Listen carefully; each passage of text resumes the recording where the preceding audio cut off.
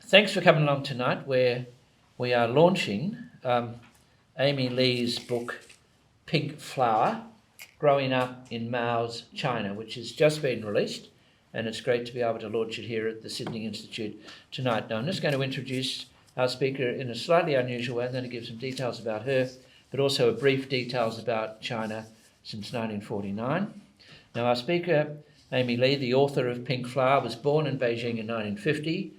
In 1968, for reasons she'll explain, was sent to White Pond village southwest of Beijing. In 1975, she left the village of White Pond to study English in what I pronounce that Shanxi University in Taiyuan. Yeah. In 1978, she graduated and went to work in Taiyuan Machinery College. In 1988, she returned to Beijing to teach at the College of Automotive Engineering. In 1992, Amei Li came to Sydney and privately taught English to business men and women and others while she studied mathematics at the University of Sydney. And then she taught mathematics in high schools in Sydney and at a coaching college until she retired in 2016. Now, before we start our talk, I just want to just briefly run through. Many people on this in the room here and on the call will know this, but I just want to go through it. October 1949, the Communist Party of China comes to power. In 1950, there's the suppression of the counter-revolutionaries, that is, those who are said to oppose the revolution. 1951 to October 1952, Mao Zedong launches the Three Antis campaign targeted at Communist Party officials. In early 1952, there was also the Five Antis campaign targeted at business. May 1956, Mao's 100 Flowers campaign commences under the heading "Let 100 Flowers Bloom and 100 Schools of Thought Contend" to encourage debate and discussion within China.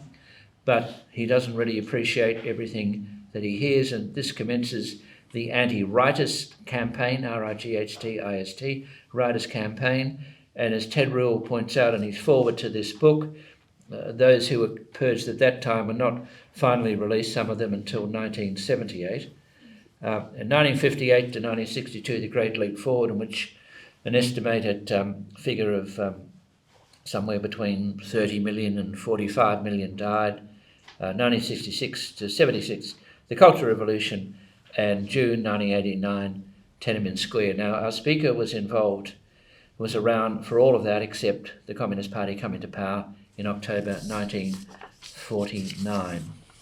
Now, as I mentioned, Ted Rule, who's a specialist on China, who's here tonight and written a lot of important material on China over the years, has done the foreword to this book, and he praises it. And one of the reasons why he praises it, we had Yung Chan here talking about wild swans some years ago, but she is from what is called the red classes. And tonight we've got Amei Li, who is from what are called the black classes.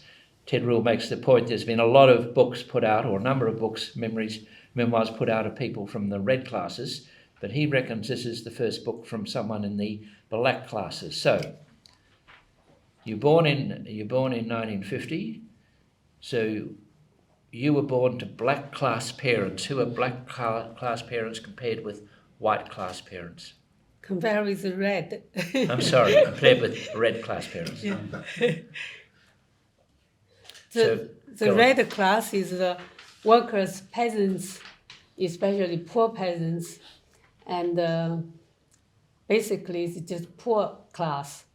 And the black class is before the 1949, the Chinese Communist Party took over, you were a businessman, or you work in the government, the national government, or if you are a high authority of under the other regime, under the Kuomintang, like whatever, even education department, or in the army, or as long as you are high in rank before the 1949, and not in the communist so you're black.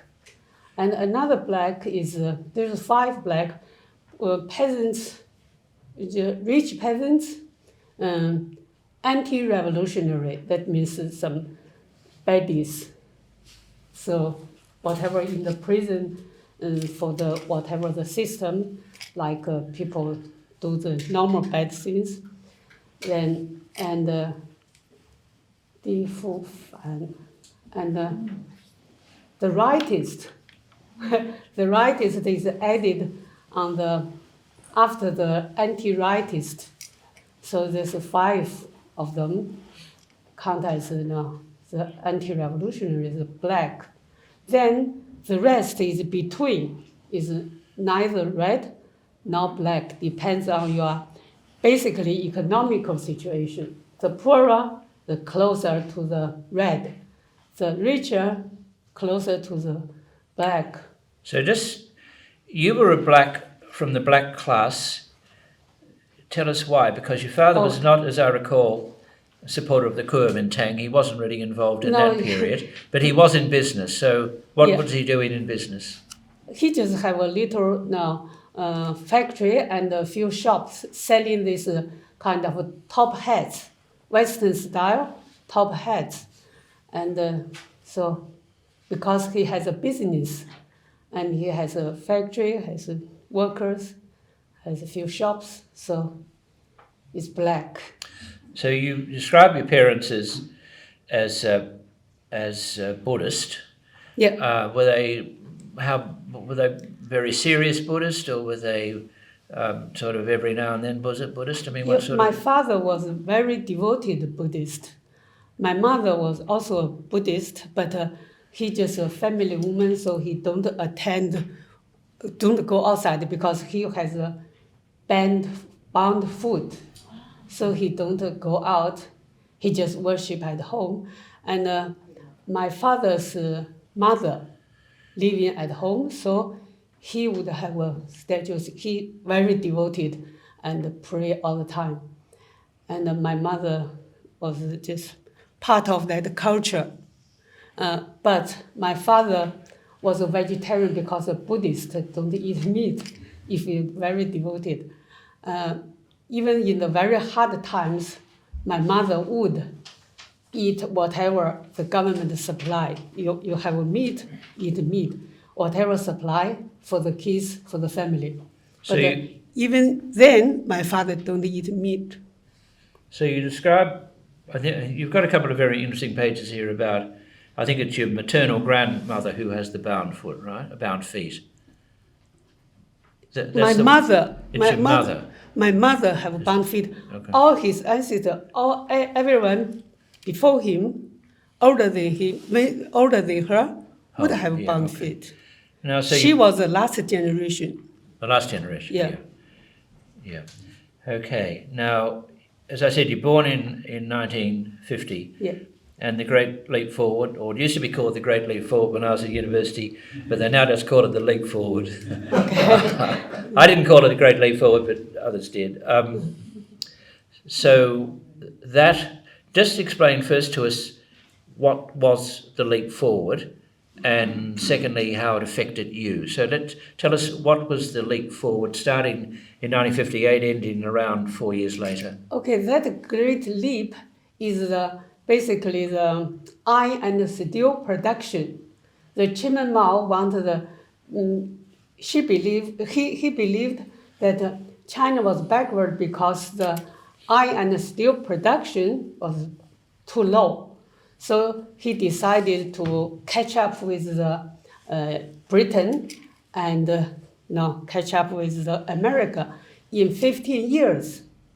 So that's a great leap forward to try to jump to catch up. And his way to catch up is get everybody at the backyard, every school and every factory, every working unit, every village would make a backyard furnace, put all the metal things in it to melt it, to make iron and steel. Because back then, at that time, is after the anti-rightist campaign. So all the technical specialists were condemned. So were sent away or in prison. That's about 50 million of them across the country. So no expert actually know, especially Mao, how this iron and steel produced.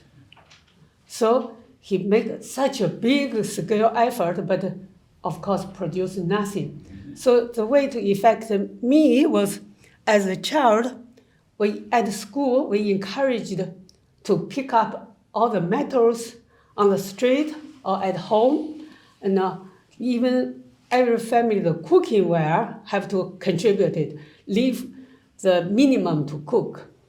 Everything, spoons, everything. Just then we use the China spoon, just everything hand in to make steel. And so the whole country, especially in the countryside, because the peasants started to have to do this, because the furnace, once start, you can't stop it. So it's 24 hours. So they cut down whatever the tree they can find, the forest all cut off, and they just feed this for years, continuously. So that's why, and in the harvest time, there's nobody, no actually the strong workers work in the fields. So much crops were just rotten. That's why the famine. So I was affected by the famine. So everybody was starving. Even in the Beijing was the best city, the most protected city. So we just have rations. You have a certain amount of rations the government supply, and that's the only thing. And you don't have anything else. You don't have eggs or meat or any snacks. So just that flour the government supplied. You make some bread and cornbread. So everybody is hungry. So every time, all the time. So my memory of that period is just hungry. You're hungry all the time. So I've written that my mom have to go to the land park, the parkland, to pick up the wild things, wild grass things, so to feed us. And we have some other little subsidies because I talked about my aunt. My aunt lived with us. Her husband in Hong Kong. In the 1956, my father's business and all the business was confiscated, just become nationalized. And my uncle was in Hong Kong. He attended business in Hong Kong, Singapore, and some other places. So he wasn't in China. So he decided not to come back. So my aunt and her children just live with us. We live in a compound in a courtyard. And because of the foreign currency is mostly needed, so every month he received, my uncle would send the money to the family, and the government would give you equivalent amount of coupon. So they would change the money. You can't change it by yourself. Somebody would come to give you Chinese money and a coupon to prove that you have this amount of foreign currency. With this coupon, you can go to that special shop. There's only one special shop in whole Beijing where you can get everything. So now you're at school. You're at school, but like most people in Beijing, you're hungry most of the time. But unlike people in the rural areas, there's not a great death rate there. So you're at school. So tell us about what did you learn at school and what did you learn from Li Fang? I mean, you know what I mean. All right, yeah. Li Fang tell us about Li Fang. Okay. Lei Feng, in Chinese pronunciation, the Lei Feng. Lei Feng was a young soldier, and she was born in 1940, I think, and she lost his parents at year 7-year-old, and she was grown up now under the care of the relatives. So she's a really good boy. She was so grateful. So when she became a worker, she helped everybody and she worked very hard.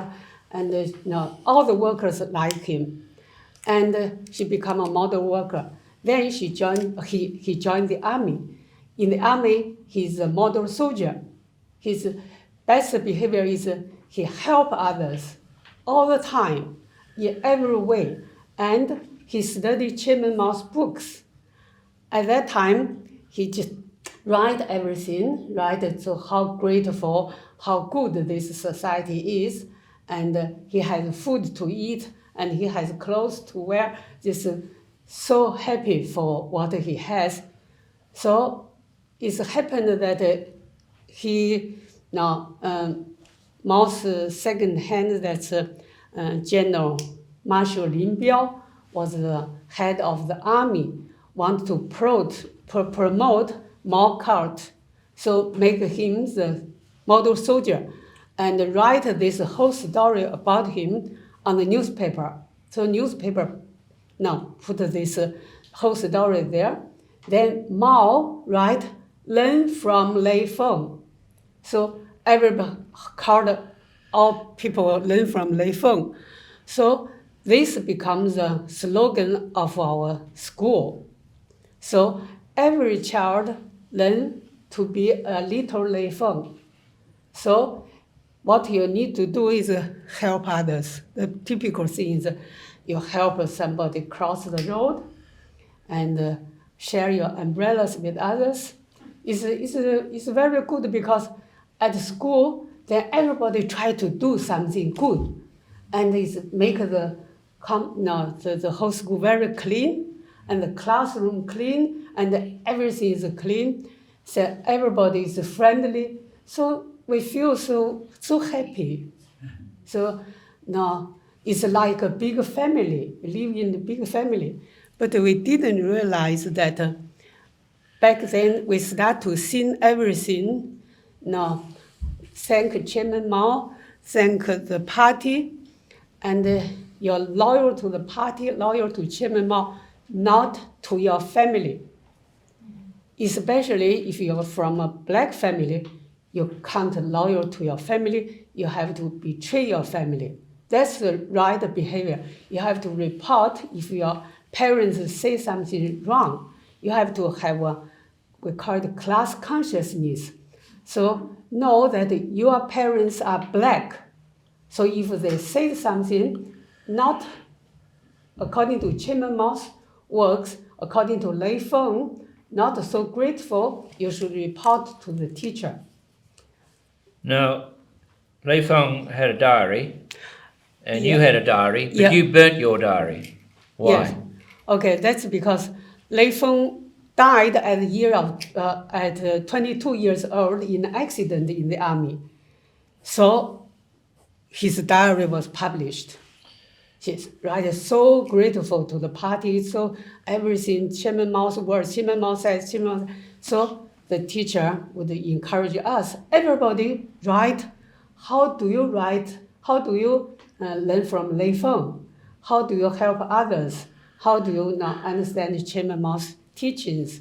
So everybody write diaries. So it become a way of self-exam, like everyone just shouldn't have any ungrateful thinkings, bad thinkings. Anything, if you feel that's not standard, not as good as Lei Feng, you should learn from him to be as little Lei Feng. So kind of self-exam all the time about your behavior. Then, a year later, I think, everybody have to read your diary. See, what did you do? What the good things you did? What do you think? How did you understand Chairman Mao's teaching? Things like this. Then one girl in the class said, from a black family, she said she found a note, some little money on the ground, $2, 2 Chinese yen, and she picked up, she thought, oh, this is good, I can buy some sweets. Then she thought, no, I should hand to the teacher. So she handed to the teacher. Then the teacher said, somebody said, this is good, but you first have dirty thoughts. Why didn't you straight away hand to the teacher? You first think to have it yourself. This is because you're from a black family. You have black thoughts in your mind, so you should, you finally did the right thing, but you have black thoughts in your brain. And another boy has a similar, almost the same thing, pick up some money and give to the teacher, said, oh, this is good. This is just the behavior we should do, and it's proud of your family because it's from a poor family, but you don't keep the money. So I started to worry, because then I go back to read my diary. I thought, a lot of things I written, I don't know it's black or not. For example, I would have some questions. I would talk to my father, talk to my mother, and I miss my grandmother. So I think about her. I thought, wow, my grandmother is, of course, is also black. So I thought, if this is black thoughts, I may do something harm to my parents. So what can I do? So I thought, I burn it. I burned the diary. I said, I would tell the teacher I don't have a diary. So you're pretty switched on, because you burn your diary in 1965 and the Cultural Revolution starts in 1966. Now, yeah.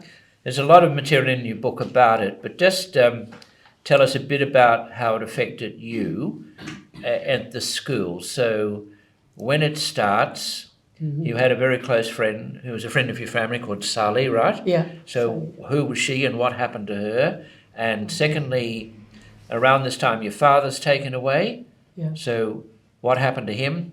And your house was raided. What happened to it? So let's start, we get through just about 3 or 4 minutes. What happens with the Cultural Revolution to you? Okay, with the Cultural Revolution started, the family background become the most important thing. So black students singled out.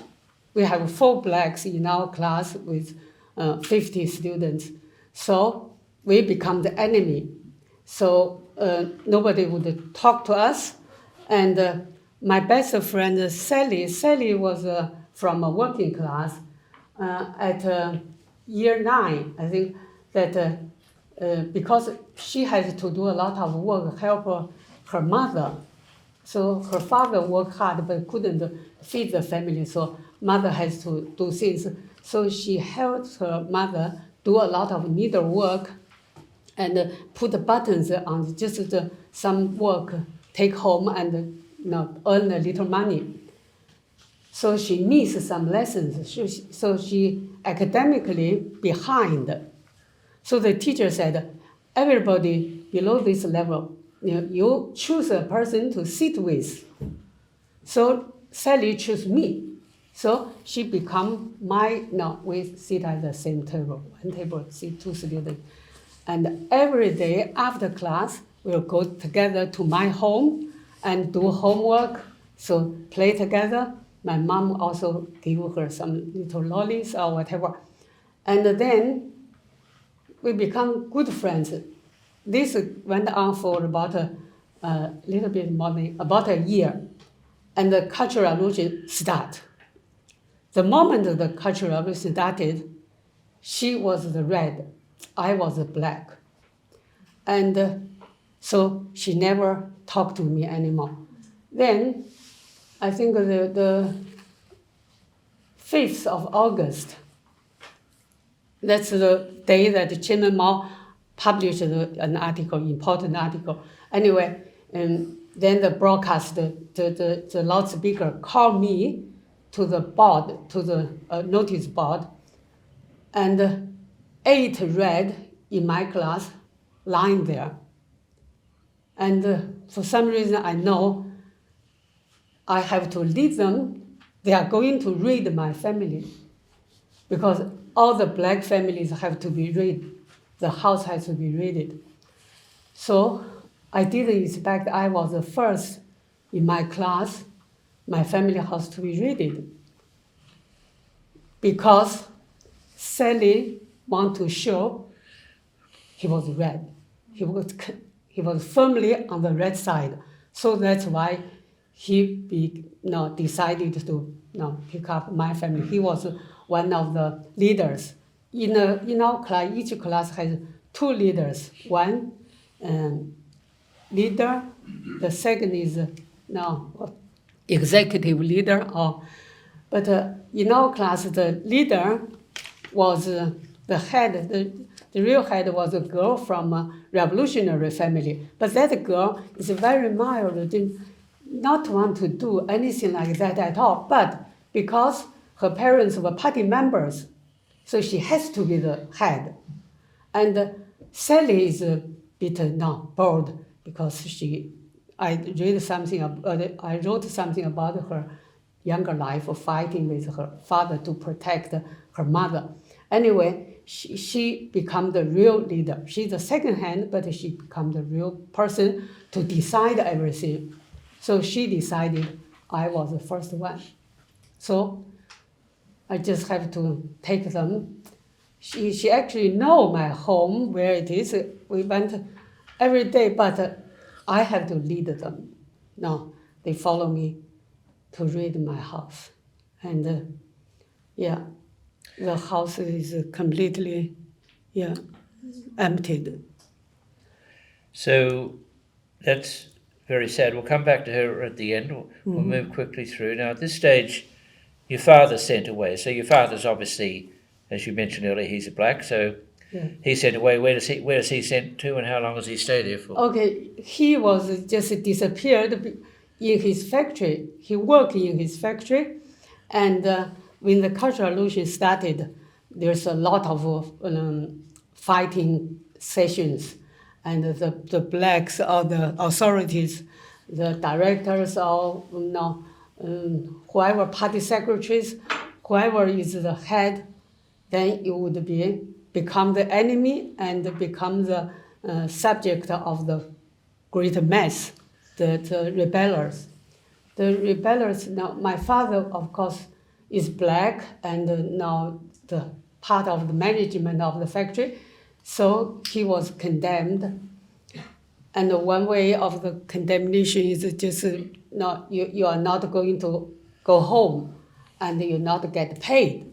So his salary stopped, and he just have to be there all the time on call for any meeting, for any condemnation meeting. So he's not allowed to go home anymore. This is in his factory. So when we first for more than a week didn't see him, and my mother said he didn't take the money. This month didn't get the pay, and my brother wanted to visit him. That's the only time, and the last time he saw him. And my father was just after a condemnation, the second or third day after condemnation party, and one of the particular radical is a person that now kicked my father. My father just said, if next meeting, if next rally, if he did that again, I would fight back.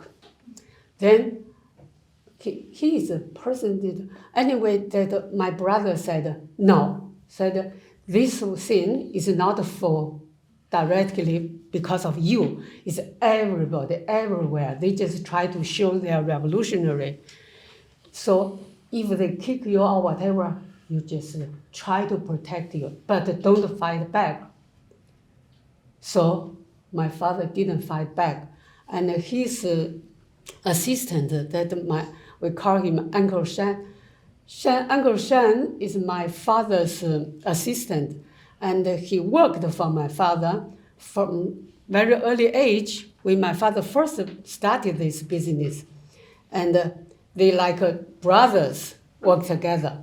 So the condemnation party rally also condemned him and asked him to condemn my father, and then he refused.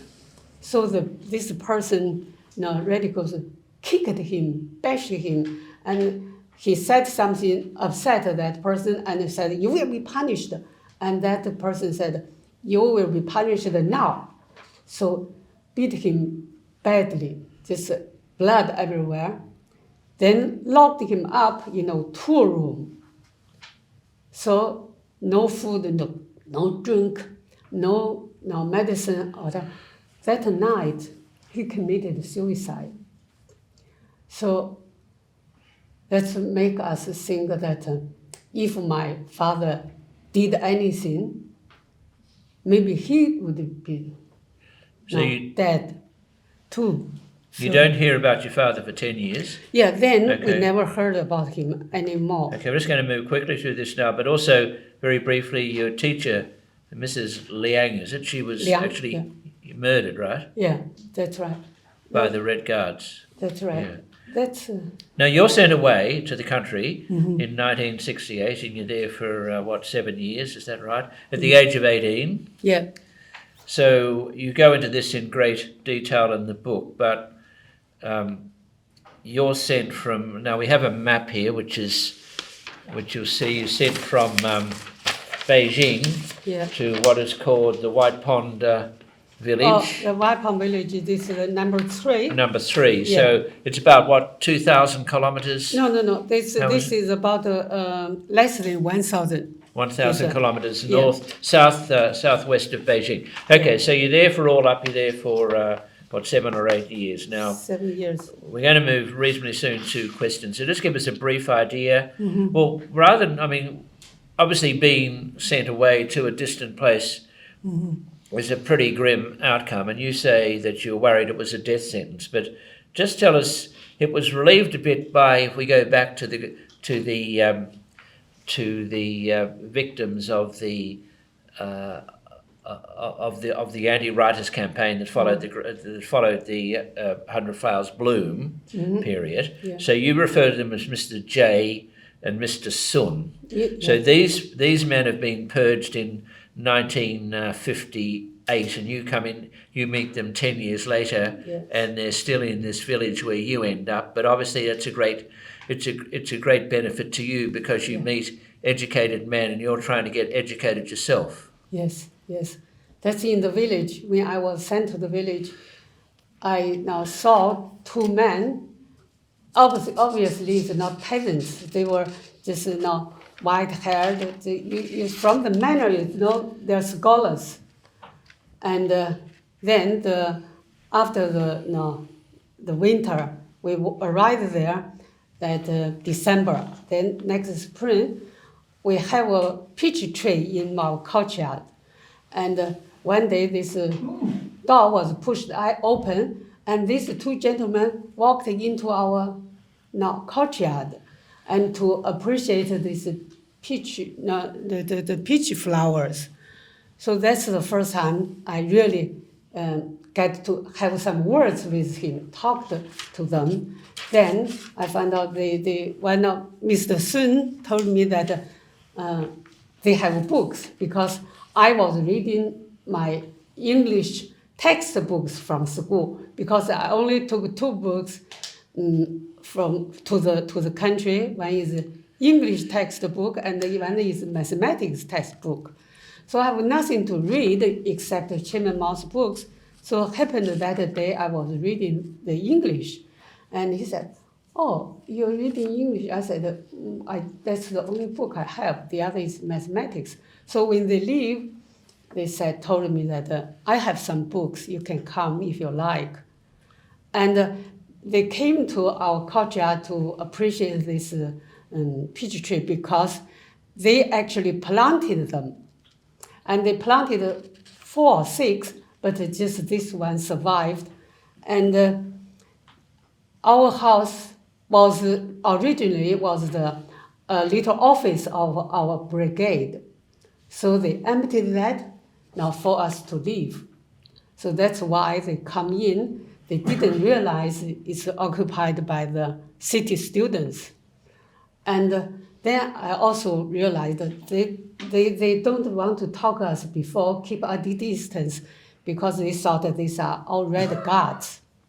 They know how bad this Cultural Revolution in Beijing. Their friends were bashed up, and now someone wasn't righted, didn't dismissed to the country, wasn't exiled, but in the Cultural Revolution suffered much more.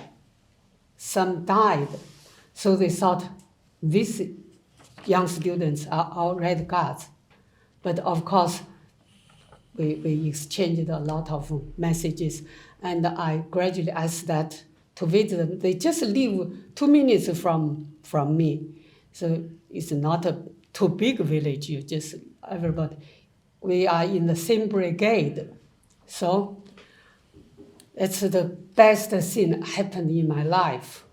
So every day I spend some hours with them to read a lot of literatures and history, and they taught me so much classical Chinese. And Mr. Sun is senior editor of the Chinese publication, official, what's that called? People's Education Publish Press. Just all over the China's textbooks of schools is from that press.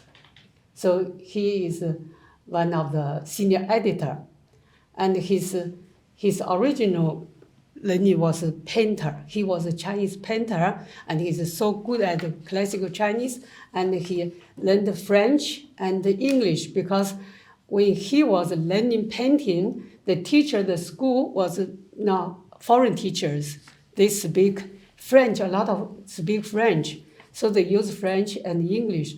So he was good at English and French, and they have little radio. It's a good thing in the country. They find it better than Beijing, they think, because they can listen to the enemy station. But in those isolated area, nobody actually interfere with them. And they use battery, there's no electricity. So because he understands English and French, so I also started to learn these 2 languages, but I didn't go too far with the French.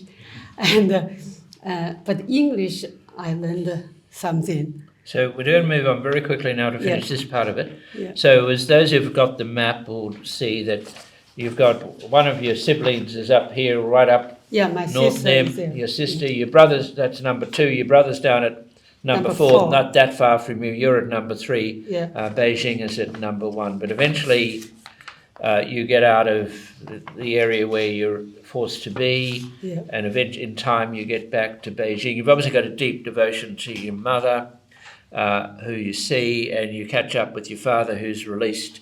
So people can read about that. But now let's move on, because finally, and I want to be very brief on this, finally, so when you're born in 1950, you're caught up in all of this, but you're also caught up in Tiananmen Square because you're teaching at a university near Tiananmen Square when the demonstrations occur around the middle of 1989. Yes. So just very briefly, we'll conclude on this and we'll go to questions. Just very briefly, you were cycling around Tiananmen Square looking at stuff. You weren't part of the demonstration, but you saw people who were in the demonstration, including some who were killed. Yes. When I went back to work in Beijing, and my family live in the college area. So the most famous 8 universities, oldest and famous universities is in our area. So across the road is Renmin University, the People's University. And about 2 kilometers is Beijing University and Tsinghua University. So in that area. And then this college I work is before is part of the Tsinghua University. They have this campus in the city, right in behind the Forbidden City. So from the college to the Tiananmen Square, just a few minutes by bicycle.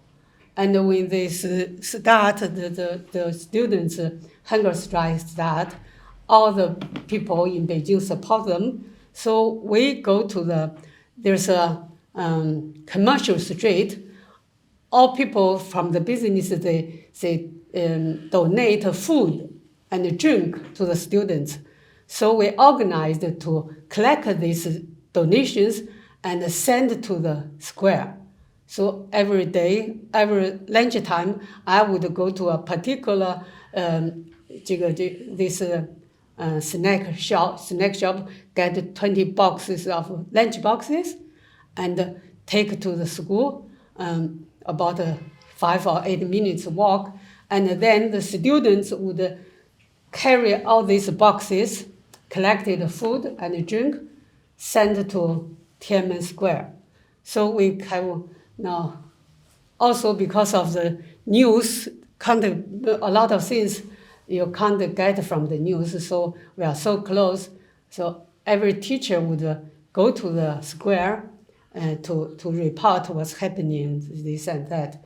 So we closely now related to that. And that's everybody is talking about at that time, and everybody is doing. So all the teachers contributed to something like to give them drink, this kind of transportation of the food to support them. So everyone just joined with this, because that time is so high-spirited and so hopeful. We think we're going to really fight for democracy, and the government is so good. We are so trust the Deng Xiaoping, and the government did so much good things, and the economy is revived, and people's life is much, much better.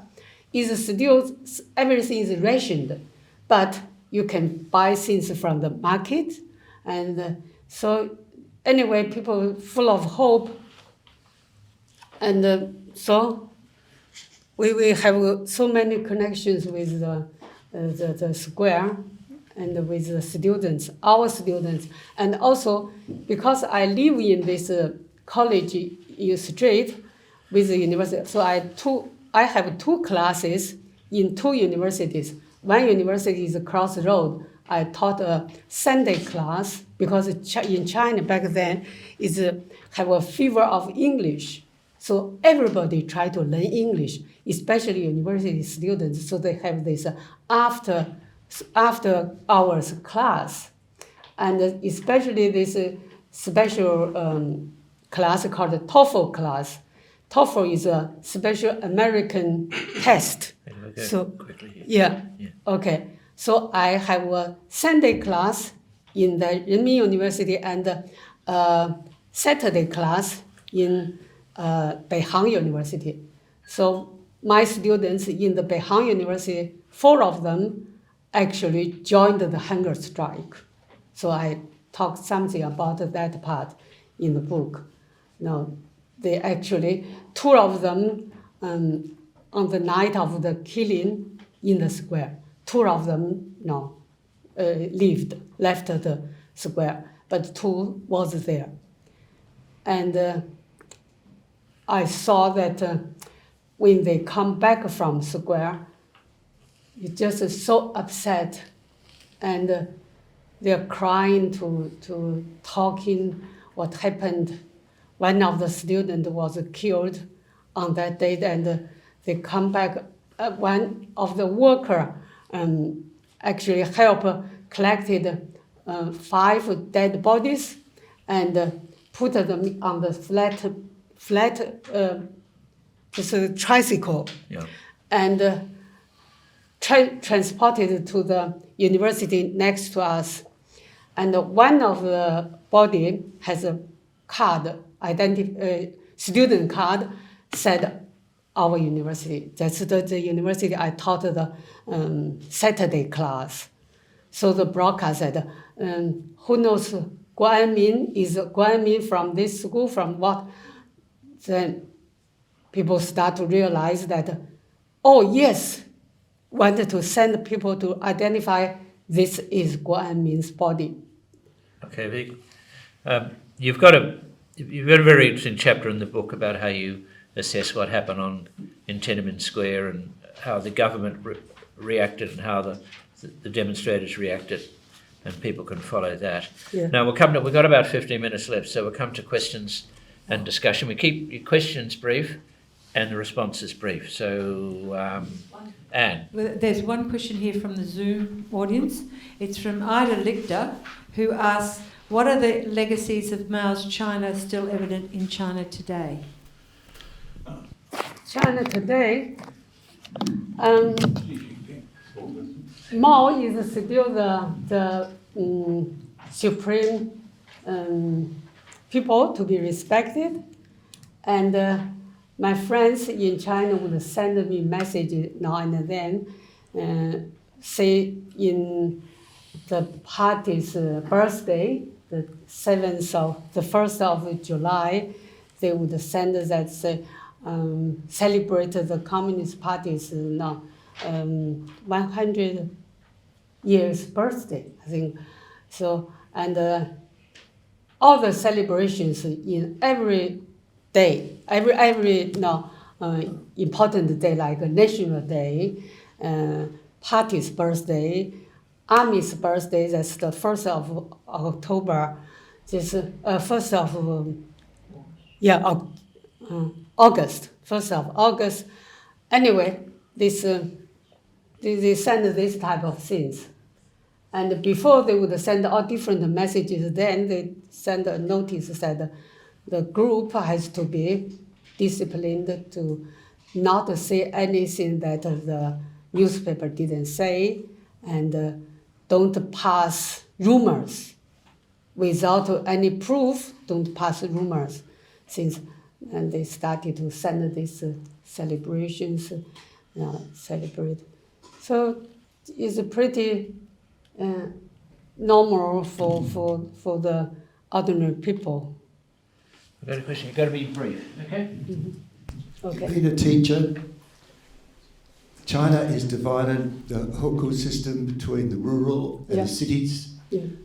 Rural people have nothing like the education opportunities of those in the cities. They're the vast majority, they're poor, jobs have gone as the assembly line work is finished. What's going to happen with this huge divide in China? Well, that's a contemporary question. Yeah. Whether you want to talk about contemporary China. Yeah, I think that the hukou system was very strict, but now is a bit relaxed because a lot of rural peasants come to the city to work, and of course their children, because they don't have a hukou, the children can't attend school. But the people can buy food from food not rationed, so it's compared to back then is much more relaxed, and there's too much details. Okay, so we go. I want to go back to your story. Yeah. For someone living in a place like Australia, for you to have been almost turned into a leper, sent away to the country, Mm-hmm. your schooling ended, and yet you've come through all of this, and you've obviously learnt languages, history. I know you've met those scholars and they gave you the chance. Yeah. But how did you survive? What was it in you that got you through, and your family? I think we just deal with everything, whatever comes in your life, you just have to deal with it. And my mother told me that, and her own experience also taught her that you just do whatever you can, do your best, prepare for the worst. And he gave me the best advice, support me all the time is keep a cool head and a hot heart, the warm heart, cool head. So everything you do, you just don't do by impulse, just think.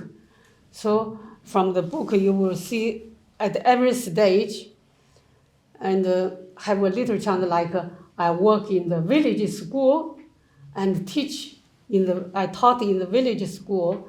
Then I now make my best and will help with the help of my tutor, with my teachers, Mr. Sun and Mr. Jia. And I taught well, and also I was offered another job in the county school. So just gradually, whenever I have an opportunity, I think I just actually took the opportunity.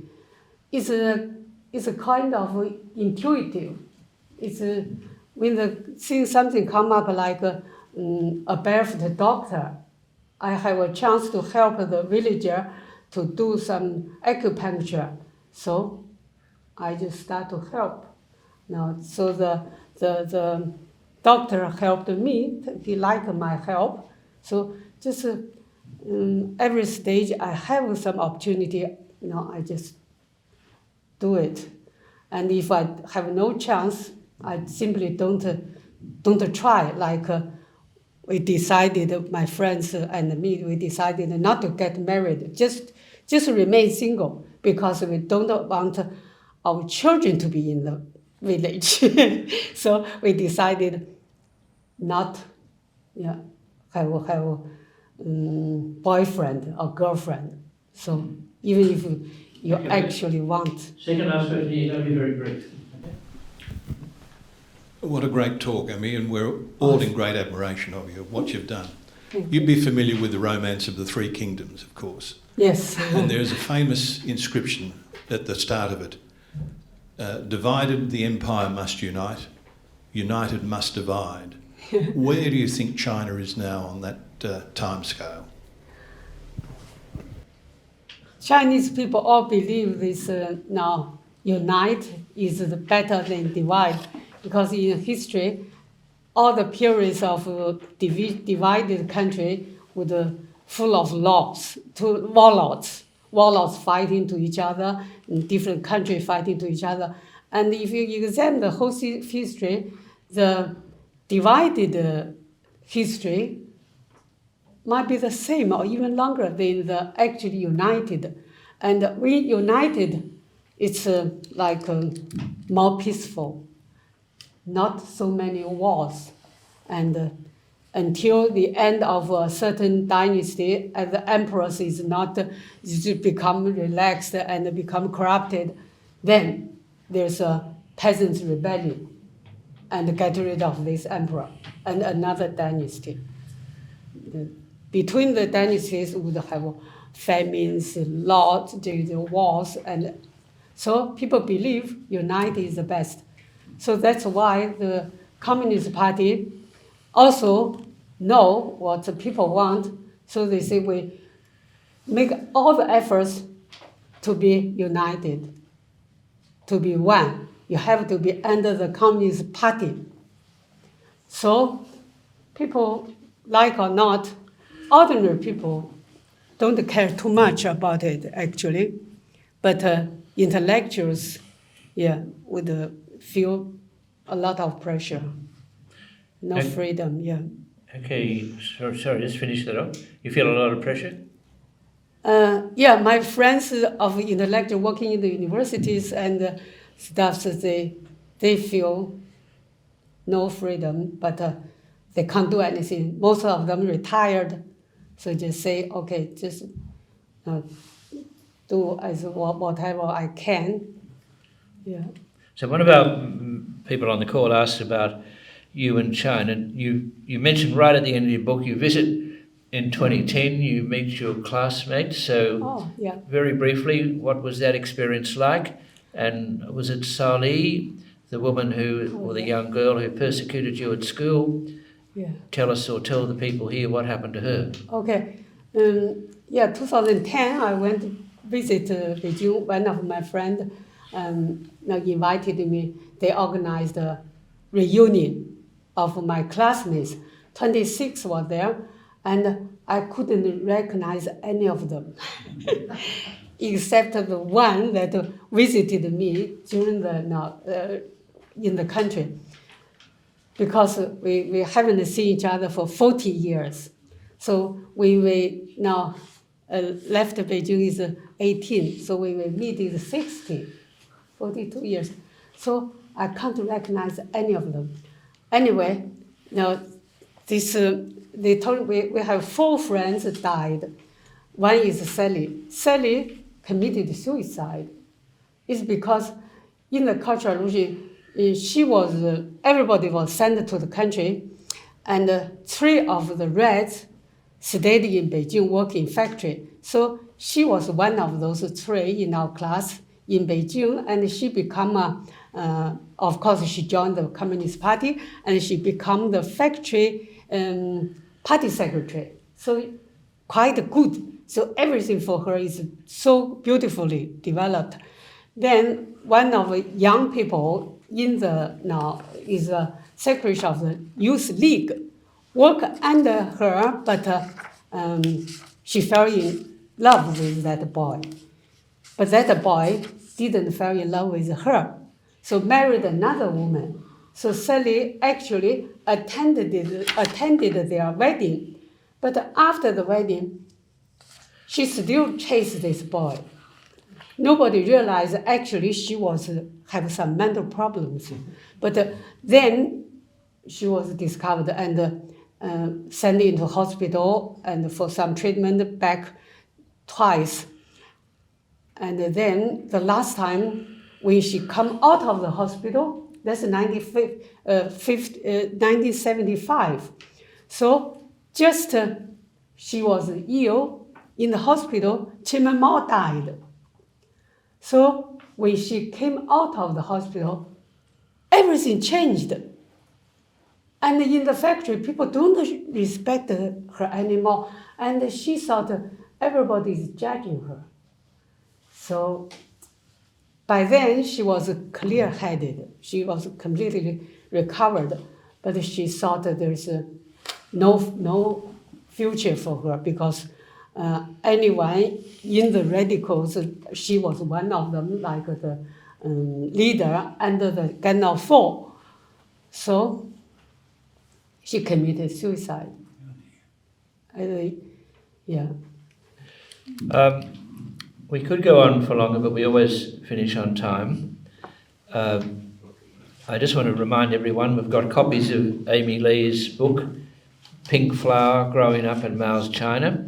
I mentioned Ted Rule, who's here tonight. He's written a foreword, who describes it as an extraordinary story by an extraordinary woman, and I commend it to her, and it is an extraordinary story. And we were saying before the talk commenced that you're a very unusual person these days, because you read the book and you've had enormous emotional and physical suffering, and you don't complain.